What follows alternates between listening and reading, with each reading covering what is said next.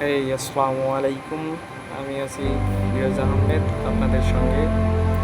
এই পর্বে আপনারা দেখতে পারবেন কক্সবাজার থেকে মহেশখালী দ্বীপে কীভাবে আপনারা গমন করবেন এবং সুন্দর একটি ভ্রমণ করবেন।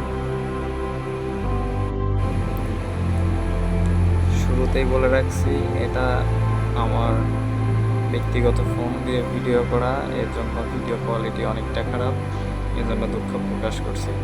আমি অত্যন্ত দুঃখিত। আপনারা মহেশখালী দ্বীপে যেতে গেলে আপনাদেরকে প্রথমে কক্সবাজার শহর থেকে 10 টাকা ভাড়া দিয়ে 6 নম্বর ঘাটে আসতে হবে। এটা হলো airport road, Cox's Bazar airport road 6 নম্বর ঘাট। এয়ারপোর্টের খুব ক্লোজে এই 6 নম্বর ঘাটটি দেখতে পারবেন। এটা ফিশারি ঘাটের আগে একটা হাতের বাম দিয়ে রাস্তা বের হয়ে গেছে, ঢুকলেই আপনারা 6 নম্বর ঘাটে যাইতে পারবেন।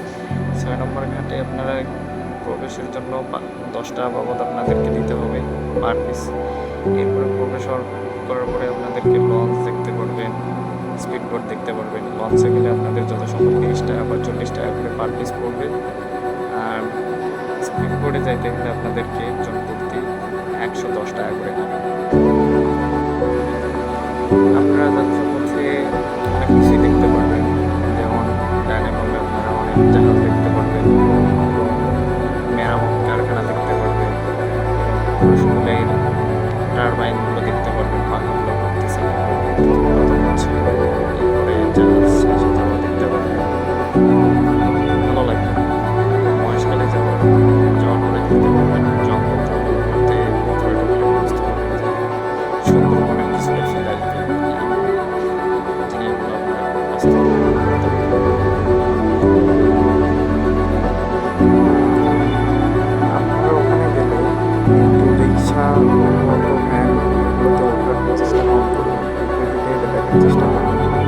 কারণ এখানে অল্প একটু জায়গার ভিতরে আপনাদেরকে ঘুরে অনেক টাকা ভ্যানওয়ালা রিক্সাওয়ালা আপনার কাছ থেকে চেয়ে করবে। এই জন্য আপনারা হেঁটে একটু কষ্ট করে ঘুরবেন।